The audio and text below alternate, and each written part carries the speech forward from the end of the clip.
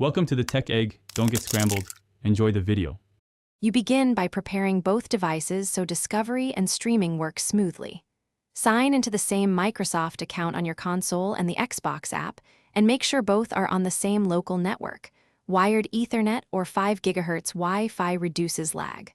On the console, open Settings and enable remote features, plus set power to instant on so the console can wake. Once done, leave the console powered and open the Xbox app on your PC or phone to continue the connection process. You now discover and pair the console with the app. In the Xbox app, navigate to Connection, then add a device. The app searches your LAN and should list the console. Select it and approve the pairing prompt that appears on the console screen. Make sure Remote Play is allowed when prompted.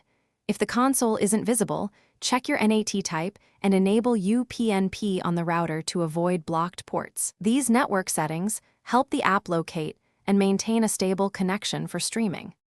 You're at the finish line.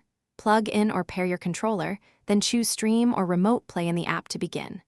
If you notice stutter or low resolution, open the app's streaming settings and lower quality for stability.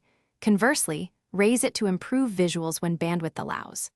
Make sure no other user is streaming from the same console. If connection fails, power cycle the router and console, check that both devices are still on the same network, and confirm both system updates are installed. This usually resolves the issue. Thanks for watching. Consider subscribing if I helped unscramble your problems.